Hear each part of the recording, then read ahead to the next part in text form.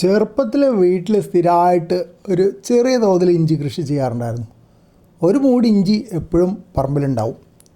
അമ്മയ്ക്ക് ഇഞ്ചി അത്യാവശ്യം വരുമ്പോൾ അമ്മ പോയിട്ട് അതിൻ്റെ കട ഇളക്കിയിട്ട് ഒരു കഷ്ണം ഇഞ്ചി മുറിച്ചെടുത്ത് കൊണ്ടുവരും. ബാക്കി കട അവിടെ തന്നെ നിൽക്കും. അതങ്ങനെ തുടരാണ് പതിവ്. പഴയ ഓർമ്മയാണ്, അത്ര കൃത്യമാണെന്നില്ല.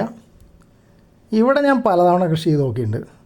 അടുക്കളയിൽ നിന്ന് ഒരു കഷ്ണം എടുത്ത് കൊണ്ടുപോയി കുഴിച്ചിടും, മുളച്ച് വരും, കുറച്ച് കാലം ഉണ്ടാവും, പിന്നെ ഉണങ്ങിപ്പോവും, പിന്നെയും കുറച്ച് കഴിയുമ്പോൾ ഒന്നുകൂടെ മുളച്ച് വരും, പിന്നെ അതിൻ്റെ അഡ്രസ്സ് ഉണ്ടാവില്ല. അങ്ങനെ 1-2 തവണ പരീക്ഷിച്ചിട്ടുണ്ട്. വലിയ കാര്യമൊന്നും ഉണ്ടായിട്ടില്ല. ഇത്തവണ 3 ചെടികളാണ് ഇപ്പോൾ ഇവിടെ കാണുന്നത്.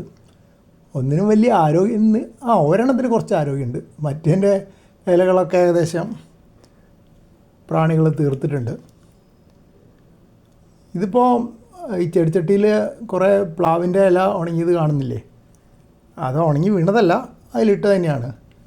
അതിന് മൾച്ചിങ്, പൊതയിടൽ എന്നൊക്കെയാണ് പറയുന്നത്. എന്ന് വെച്ചാൽ വേനൽക്കാലത്ത് ചെടിച്ചട്ടിയിലെ ഈർപ്പം നഷ്ടപ്പെട്ടു പോകാതിരിക്കാൻ വേണ്ടി ചെയ്യുന്ന ഒരു ജോലിയാണിത്.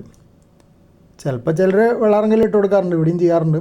മറ്റു തരത്തിലുള്ള ചെടികൾക്ക്, അതായത് പച്ചക്കറി അല്ലാത്ത ചെടികൾക്ക് പലപ്പോഴും അലങ്കാരത്തിനും കൂടിയായിട്ട് വെള്ളാറങ്കൽ, ചിലപ്പോൾ പല കളറുള്ള വെള്ളാറങ്കലൊക്കെ ഇട്ട് കൊടുക്കാറുണ്ട്.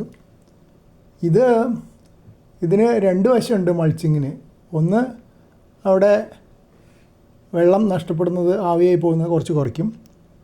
രണ്ടാമത്തത്, പുല്ല് വളർച്ചയും കുറച്ച് കുറയുന്നതാണ് പറയണേ. ഒരു ചെറിയ ദൂഷ്യഫലമുള്ളത്, ചെറിയ പാറൽ മഴയൊന്നും പെയ്താൽ വെള്ളം ചെടിയുടെ അടക്കിൽ എത്തില്ല.